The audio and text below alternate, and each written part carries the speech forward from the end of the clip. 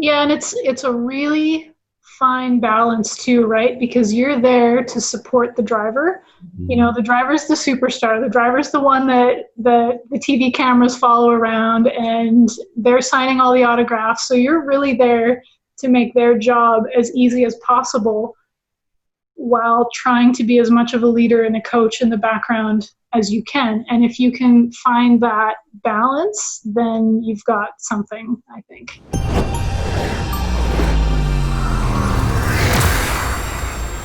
Welcome to the Motorsports and Driver Development Show. My name is Katie. And I'm Keto. And today we are joined with Leanne Junnila, who is a co-driver, but she is also the Canadian representative for the FIA Women in Motorsports Commission. Welcome to the show. Thanks so much for having me. We are so excited you're here. I think it's probably best to just start all the way back in time and hear a little bit about how you got into racing and rally in the first place. I started about 20 years ago, and I started doing parking lot slaloms. I had a little Honda, and when I got my driver's license, I felt like they taught me how to park and not how to drive, so I didn't have enough. I wanted more confidence, so I went searching around to see what I could find, and I just stumbled on the Calgary Sports Car Club. I'm in Calgary, Canada, so that's my hometown. And I found these parking lot slalom races, and I showed up and I paid my $20, and they loaned me a motorcycle helmet, and I just gave it a try. I dragged a friend from school, and he had a car that he brought out. We both tried it. He never showed up again. I got totally hooked, and I went to every event they had that year. And then I started doing other stuff from there. I volunteered at the racetrack as a flag marshal a couple times, and then someone asked if I wanted to try navigating at a club rally, like a time, speed, distance event. And I tried that, and I thought, holy cow, this is a hard sport. I need to learn more about this. And then I just started hooking up with different drivers, and there was my first season I competed with an old British fellow who had been around for decades in the sport. And so it was actually really great training because he gave me good habits from the beginning. It wasn't like two newbies trying to figure things out on their own. I had good mentorship from the beginning, and that allowed me to get more interested in it. And he kind of supported me that first season, and then I hooked up with another driver who's now my partner, and we built our first rally car together, which was a very old school Volkswagen Rabbit, like total grassroots, just your backyard build rally car. And then if you follow the timeline from there, we just did as many events as we could. I raced at the grassroots level for about 10 years, and then Subaru Canada asked me to co-drive with their national manufacturer team, and so that was my first step into a professional team. And then I did that for a season, and then I got picked up by the True Car rally team in the U.S., which was kind of when I started crossing over to do U.S. events, and that was an all-women's racing team that was fully sponsored for 2 seasons. They had 6 different women in 6 different racing disciplines.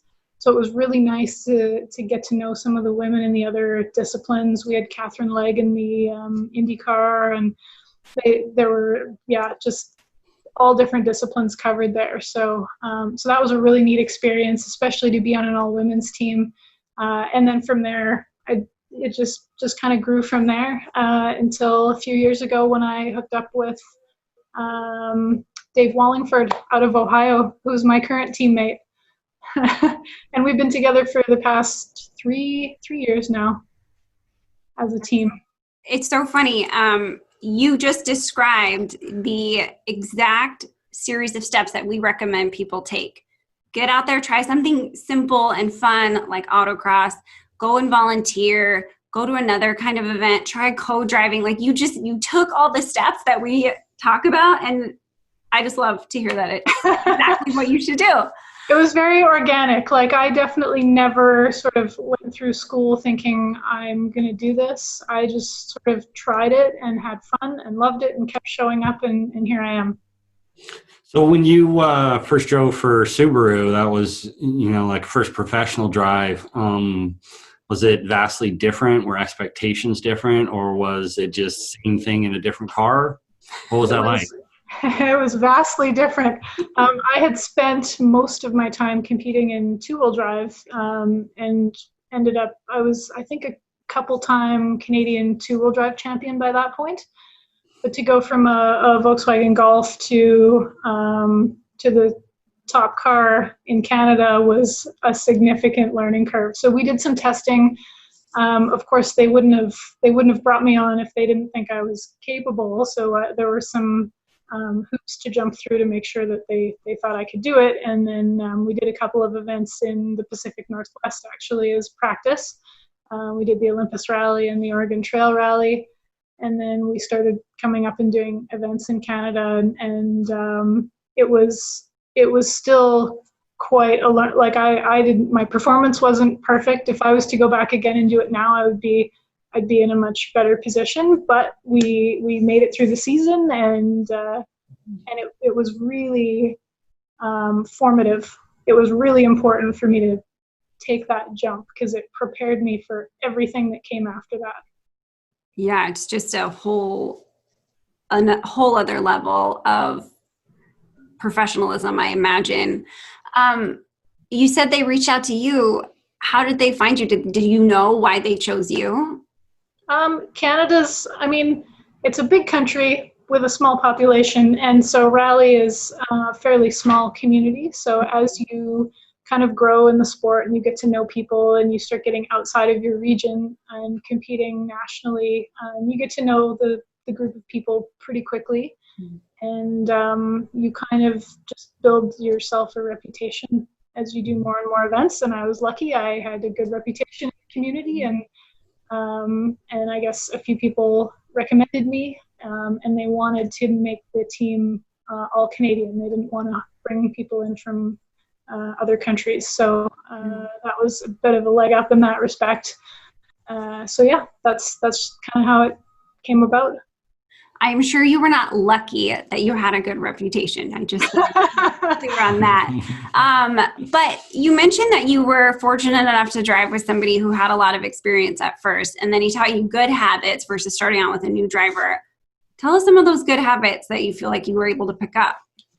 Well, when I started, this is going to make me sound really old, but there were no pace notes. That didn't exist in North America yet. All the rallies were tulip style rallies. So they hand you the road book at the start of the event, and then the only instructions you get in the book are the important corners. And so you could be, your instruction could be something like, you've got a medium right-hand corner in 600 yards or 600 meters.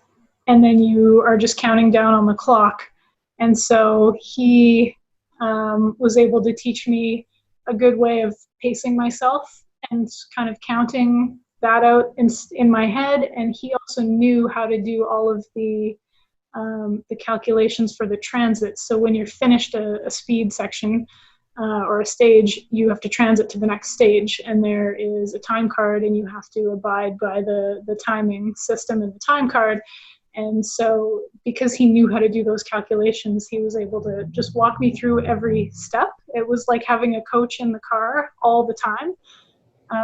And then once, I think I only raced for 1 year, and then they started transitioning to the pace note system for rallies. So that was also really lucky timing, because there were a lot of instructional classes that we were able to take advantage of at the time. So they were bringing in drivers with experience to come and present before an event and say, here's how you write pace notes. And I knew that transition was kind of coming, and I was interested to learn how that worked. So I actually reached out even before that happened to Andrew Comrie Picard, who was a very well-known driver in the U.S. and in Canada, and asked him how pace notes work, because I wanted to learn before they were thrown on us in the sport in Canada.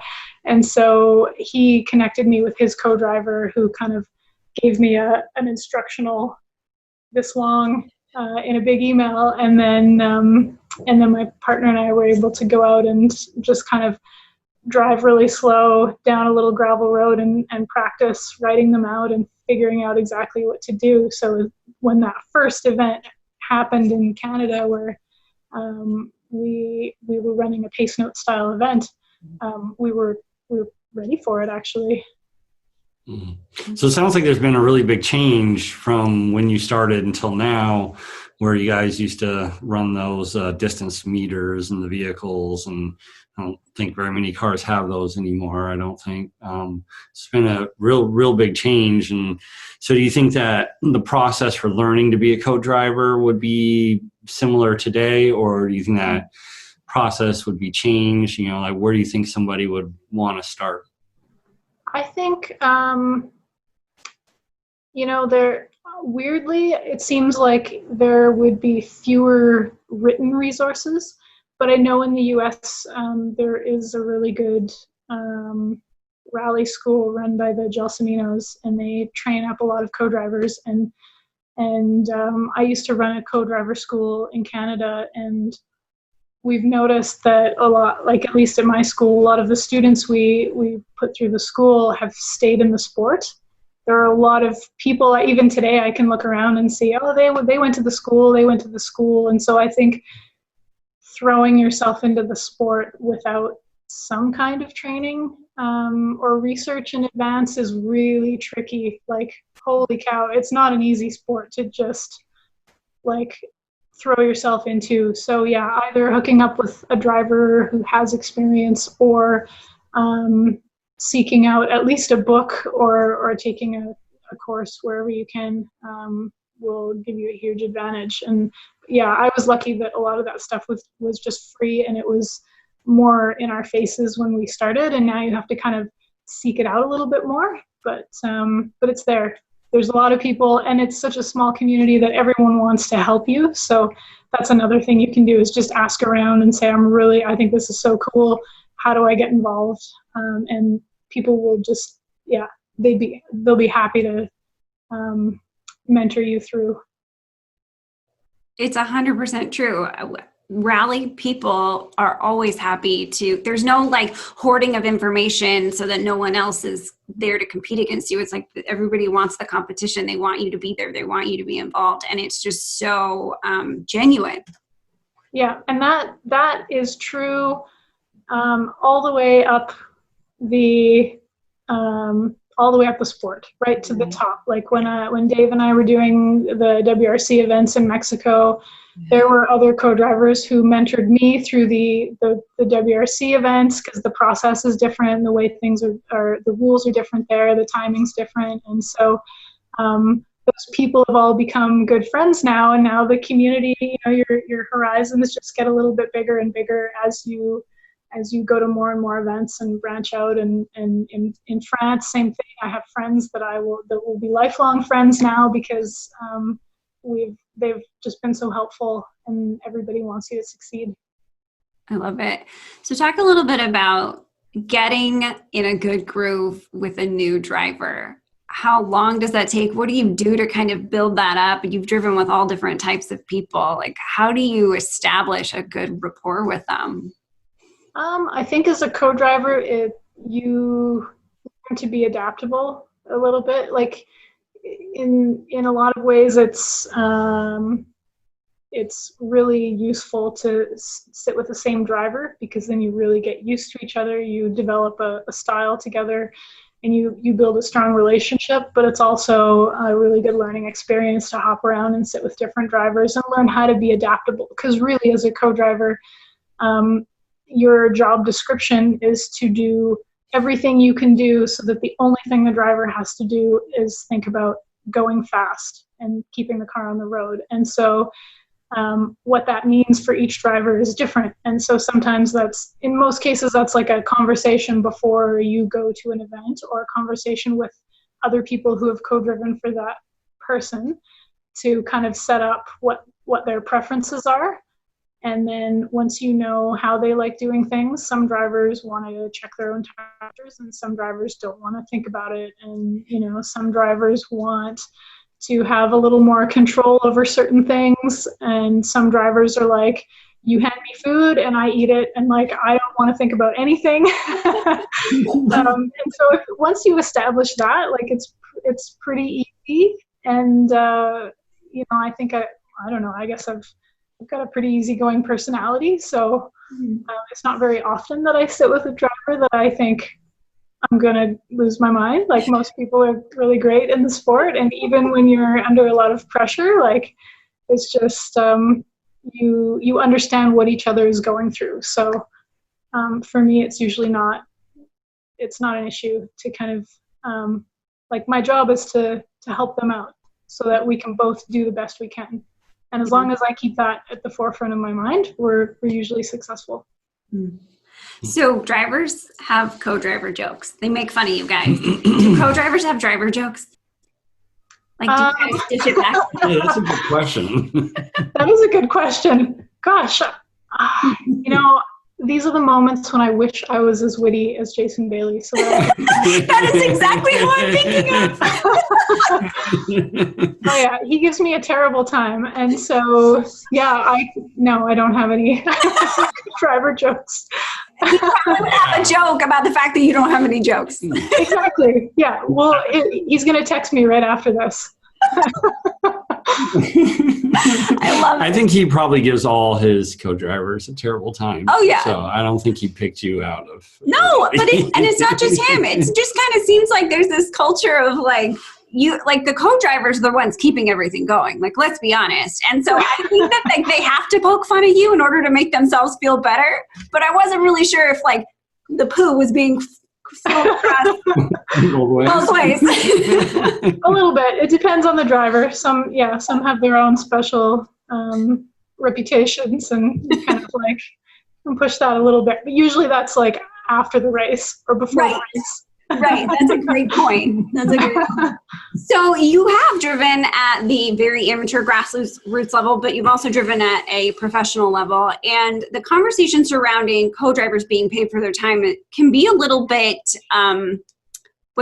contentious. Some people think there should be compensation. Some people think there shouldn't. But in our minds, we know that it takes a tremendous amount of skill to do. I mean, you've just talked through all the things that you have done to get to where you are, all the learning that you've taken on yourself. And that is 100% worth compensation. And all the work that they do during an event. Absolutely. It's a huge amount of work. And so I'm curious if you have any advice to someone who's at the point where they feel like they can make a transition into being a co-driver. Sort of what should they be thinking about? How should they be talking about it to potential drivers?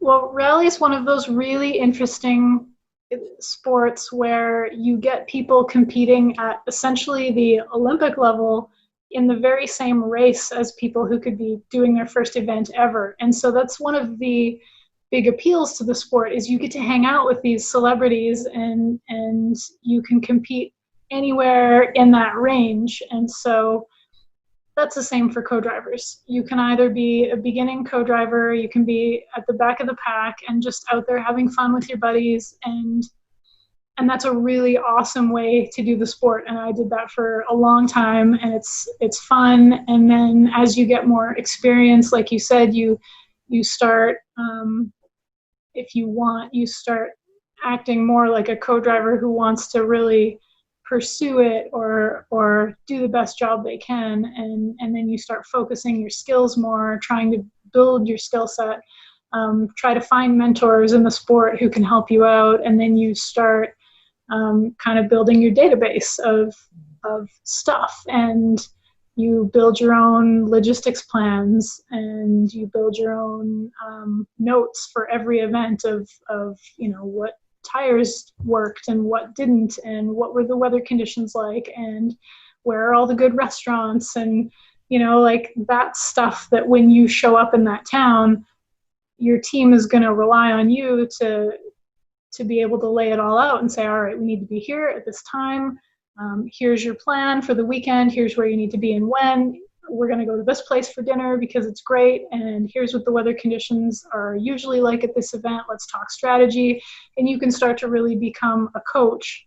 And as you get better and better at that, then there's a value for that kind of co-driver. And so I think when I started, I always, even at the very beginning, I don't know why, I just always approached the sport as though someone was always watching. Because when you're at a rally, you're interacting with a lot of marshals, there's stewards there, you have to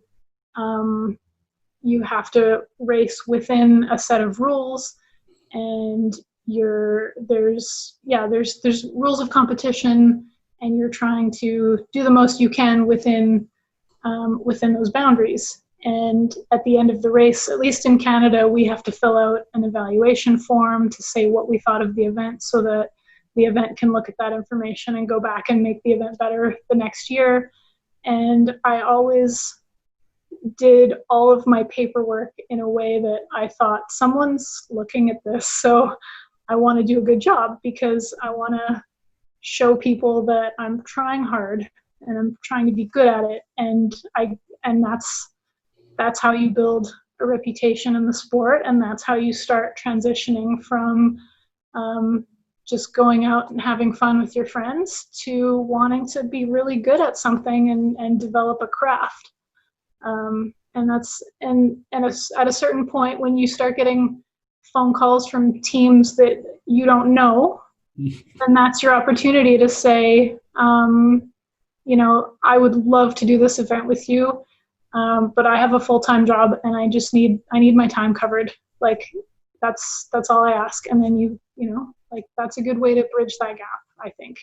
Once you feel you have the experience, but your reputation carries you a long way in the sport, because it really won't take very long if you start charging people and your skill set doesn't match. There's a discrepancy. That word would get around fast. So either that will boost you up in the sport, or you'll get fewer and fewer phone calls. So it's a little bit self-regulating, I think. Yeah. So it sounds like you really want to be prepared then. Yeah. Before you start asking for.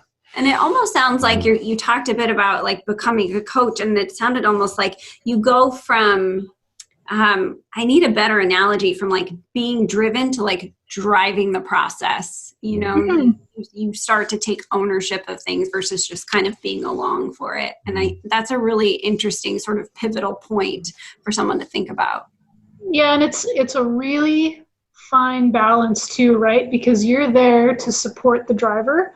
The driver's the superstar. The driver's the one that the TV cameras follow around, and they're signing all the autographs. So you're really there to make their job as easy as possible, while trying to be as much of a leader and a coach in the background as you can. And if you can find that balance, then you've got something, I think. So speaking of coaching, as you're, giving your notes back to the driver, the cadence and so on, can you control their speed? I hear co-drivers talking about that. Like, if I start throwing notes at him a little faster, he'll go faster. If I slow him down, he's like overdriving. I can pull him back. I'm just curious what your take is on that. Like, are you the puppeteer? It works. It's not quite as simple as just reading the notes faster or slower. It's a bit of an art form, but you can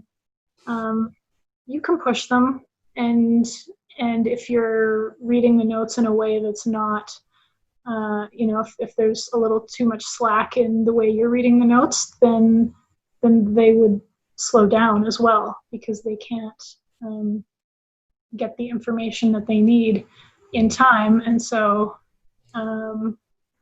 it's not as cut and dry as I'm just going to read the notes faster, but you can definitely shape how they drive based on how you read the notes. For sure. That's kind of the art of it, is coming up with, you take all these individual notes that's like right 5, left 4, and they're kind of all pieces, but then how you take those words and build sentences is how you create the flow. And so you're painting a picture in the mind of the person sitting next to you based on how you group your words together into sentences and how that kind of flows out of you as you're going down the road. And so it's this weird, kind of out of body experience when you're communicating without, there's the spoken communication, but then you also just kind of get this like sixth sense when you can tell when they're not concentrating. And so you can enunciate a little more, or you can tell when they're getting a little frazzled and you try to like calm it down. And, there's ways to kind of change how you read the notes to really be in tune with your driver. I'm just thinking about a driver getting frazzled. I would get frazzled too, and we'd just crash. Always thought I should co-drive for him. I'm like, no. So let me ask you this. So, you drive with Dave, but then you jump back and forth, seems like, with Jason. And they're very different cars that travel down the road at a very different speed, and very different people as well. And so is it kind of like riding a bicycle? You get in the car, just sort of hear the voice and your brain all resets, and you're giving them the wave that they need, or does it kind of take a minute? How does that work? Having a test day or at least a shakedown stage before the event starts is really nice when you're like, I would say fairly important when you're swapping between cars and drivers that are very different. And in the case of Dave and Jason, or Dave and my partner Eric, they don't even order their notes in the same way. So Dave would put the grade of the corner, the severity of the corner, before the direction, and Jason puts the direction before the severity of the corner. So for Dave, it's a 3+ right, and for Jason, it's a right 3+. And so when I swap back and forth, it's like speaking 2 languages. You get used to it. And when you're just reading it on the page in front of you, it becomes easier and easier the more you do it to swap back and forth. But I remember the day that Dave changed his note system, because he started out as a right 3+ guy, and changed to a 3+ right guy. And I was in a fog for the first race that we did, because it was like really a mental shift that I had to make. And so we got through the event, of course, but there were a few times where I was almost like twisting my tongue before I was saying a note, trying to get my brain to like crank through the change. And so now that I've got experience with both systems, then it's no problem. But yeah, having a little bit of even a video review before you switch between drivers is a really nice like memory jog for getting back into one system or the other. Yeah. Those are like directions you just don't want to mess up. Why did you switch? Just out of curiosity. Yeah, I am curious too. I would think, to switch for me would be like, I'd be like you, I'd fog and crash. Yeah. What was his motivation? I'd have to just read the road. Yeah. Well, that was a formative time in his driving, and when you start out as a driver, you want to use someone else's system, really, just so that you have a basis for learning. Yeah. And then as you get more and more experience in the car, you start to develop your own system. And so again, it's just that organic development of your own note style, and the way that you look at the road and the way you see the road is so specific to each driver. Even if you listen to the onboards for all the WRC drivers, their note systems are totally different. And so it's just a way that you develop over time that becomes your most efficient way of looking at the road and translating that into letters and numbers that you can process instantly and react to. So that was just part of his his learning as he went through, and as he got more experience, he just decided that he wanted to hear the severity of the corner before the direction.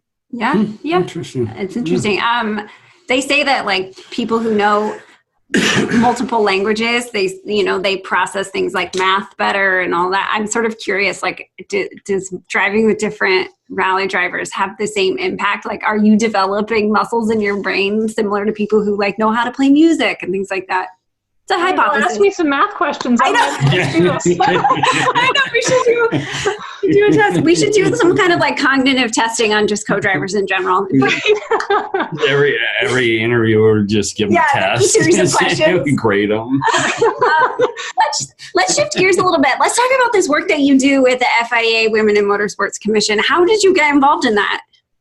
Well, every country has a sanctioning body for motorsport, and in Canada we have the ASN, and I noticed a couple of years ago that we didn't have a Canadian representative at the time on the FIA Women in Motorsport Commission, and in Canada we have a lot of great racing. We've got the Formula One race in Montreal, we have the Toronto Indy, we have a lot of racing from the grassroots up to the highest levels, and I thought we need someone at that table. I can't believe we don't have a representative, and so I approached my ASN and I said, I think I can make a contribution if you would support my nomination, and so they did, and the commission accepted the nomination, and so last year was my first year with them, and the work they do is really cool. It's really a privilege to be a part of that and to sit at a table where there are 30 of the best women in motorsport around the globe, and you've got a voice at that table, and everyone's there to support each other and figure out how to encourage more women to participate in motorsport in your own country. So that's been it's been a really rewarding experience, and I've learned a lot, and we've been able to put together a little committee of people in Canada who are dedicated to helping try and get more young girls and women involved. So it's been really rewarding to take on that kind of mentorship role, because that's something I've always been interested in, especially with young girls who are seeing motorsport for the first time. We did an event last year at the Toronto Indy where we had we brought a bunch of Girl Guides or Girl Scouts in the US to the event, and we got them passes, and we set up a little Discover Motorsport session where for the day they got to meet the drivers, and they got to go behind the scenes with the Carlin Indy team, where Sylvia Below was the assistant or the deputy team manager there. And so she set up a bunch of interviews with different women in motorsport working at the Indy, so that these girls could look around and see all the women that are doing all these cool jobs in motorsport and see what is possible. So that's been really, really fun. That's really interesting. So it sounds like you want to start them when they're young and groom them up into motorsports from there. Are you working anything sort of, in the middle, like with new drivers or anything like that? What do you guys have planned? Yeah, so one of the big mandates of the commission is to help girls grow through the sport and create kind of a ladder system where their first introduction to motorsport, they have an event called Girls on Track, where they set up a little karting slalom, and every country or every country's representative is encouraged to try and set up one of these events, so we can bring just girls from the general public in to put on a race suit and a helmet, get in a cart, try a kart slalom, see what it's like, learn about different jobs, and just have that first introduction to motorsport. And then we can connect them with karting clubs, try to get them into go-karting or indoor karting, or as they get older, auto slalom or rally. And And the ones that show promise, the commission is really committed to try and help these girls up through the sport so they can be successful and find careers, whether that's in engineering or being a mechanic or a driver or a journalist, or, there's this world of careers in motorsport that most girls don't know about and they don't know exist. And there's a careers booklet that they just published, and even I flip through this booklet and I go, oh, I want that job, that looks so cool. Oh, that's so cool. That's something that I try and talk about. I don't get a lot of venues to talk about it, but I do try and encourage people to look beyond just the opportunities to drive. I think that specifically women don't recognize that there are contributing roles, there are leadership roles that they are very qualified for, and having that diversity in thought and diversity in background really is what will grow and expand the sport. And so I might add, is it an actual booklet or is it a link online? If you go to FIA.com, and there's a link right at the top that says women, and if you click on women, there's a link to the careers booklet there, and it is so cool. And that's a lot of the reason they want to start getting more young girls introduced, is because, there's so few women at these upper levels of the sport. And really the reason for that isn't because women can't do it or wouldn't be interested.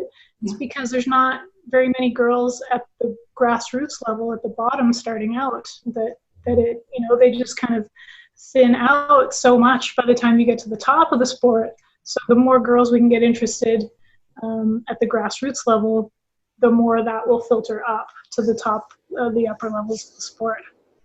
100%. I know this year has been a little funny, but I'd love to hear what you guys are planning on working on next whenever we can all do things. Yeah, it's it's been a wild year. Yeah. It's a good time to kind of step back and reflect and plant a garden. But yeah, Dave has just relocated to a new shop, so that's really exciting, and he's transitioning all of his stuff over, and we're all kind of keeping in touch and watching the world news and getting ready for when events start going again. So we have no idea, of course, when we'll start actually competing again, but let's see. I mean, the Women's Commission and Women in Motorsport Canada are doing work in the background, and so there's some cool projects coming down the pipeline there. If you look up a new series called Extreme E, that's a new electric series that's 50% male, 50% female, and it's electric SUVs, and so it's set up so that each team drives and co-drives for each other. So there's a male and a female in each vehicle, and it's like a rally sprint style, short stages, and then you do a stage, you swap drivers, and then you do another stage. And so the team, both members of the team drive the vehicle, and your score is combined at the end. So that's the one Patrick Sandel's doing, right? Yeah, there's a bunch of actually really top level drivers involved with that, and the FIA Women in Motorsport logo is going to be on those cars. So that's a really cool project, and it's 100% equal. Like, it's a really cool racing series. So I hope that is a successful project, because that's a brand new format that we haven't seen before. Yeah. Where are they going to be racing? I mean, I've heard about the series, but I haven't heard any specifics about like where they're going to be hosting these races. Are they going to be all over, or just? My dog's popping into the screen. I know, I see some ears. I saw him pop up on the sofa. They have, I think, 5 events scheduled right now, and they're global. So I think the only 2 I can remember offhand, there's one in Saudi and there's one in Greenland, which I've never heard of motorsport there. So, and we don't know when that'll get started either. But yeah, keep an eye out for that. And let's see what else is coming down the pipeline. There's gosh, I think we're all just waiting for stuff to get moving again. Yeah. We haven't been able to run for the last few months, and we weren't supposed to be able to run until a few months or 2 months from now. And then all of a sudden there was a change, and they were like, actually, you can have events. They just have to be really different. No spectators, that sort of thing. So we went from thinking 2-month ramp to 2 weeks. Yeah. And so it's just been this crazy scramble. Like, we've had all this time. We've kind of kept everything waiting and waiting. And then it's like, oh crap, here we go. So I have a question for you guys. When the events start going again, what do you think the turnout is going to be like? Oh, we sold out in 2 minutes. Yeah. Oh, that's great. Everybody, I think everybody wants to get out of the house. Everybody wants out. Any excuse they can have, you know. But yeah, we have to really restrict it. Like, people have to come by themselves, and no spectators. And when we tech the cars, they remain in the car. They don't get out. That's good. So we do it all visual. They have to show us all the tags through the window, that kind of stuff. We were really clear in advance of everything of what the safety protocols would be. You know, there is a little bit of disagreement about whether or not the protocols are appropriate. And so we basically just put out there, like, this is what we have to do in order to be able to host races. Yeah. Sign up if you can abide by that. And we've had a really great response to it. I think people just know, like, we're all doing our best. Yeah. And people are knocking on our doors for rally sprints also. You know, some of the higher speed stuff. So I think because there haven't been stage rallies and they keep getting pushed back, so they're like, we'll take anything. Yeah.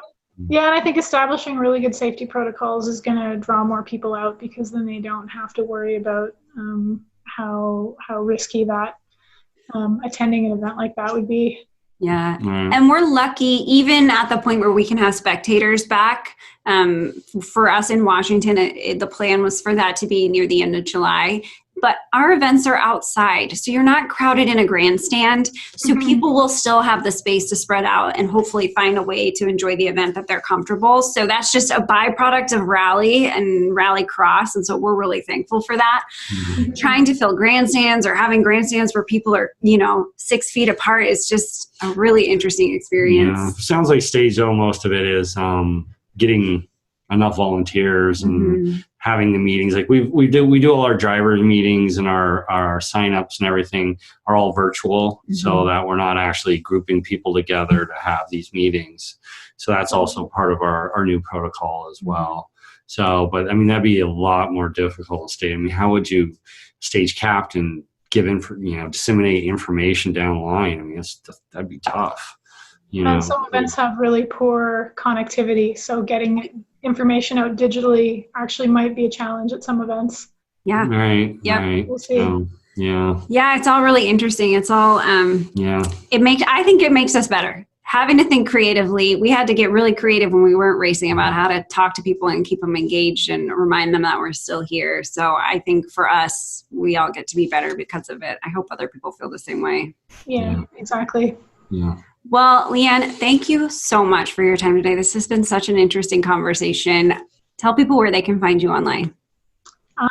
You can, first and foremost, come and follow Women Motorsport Canada, because we feature all the amazing Canadian women who are in all different jobs in motorsport. So we have an Instagram page, which is WIM, W-I-M Canada.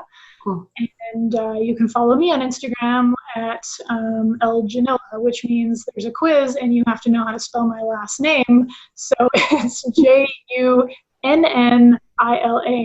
So Junnila on my Instagram. So yeah, go find both of those feeds. There's cool stuff on both of them. Oh, fantastic. Thank Excellent. you again. Yeah, thank you. Thank you so much for having me. I love rallying in the Pacific Northwest. Some of my favorite events are there. So, and it's close to home. Yeah. Well, you're welcome back on the show and at any races here anytime. Absolutely. Thank you so much. We'll see you as soon as we can get there.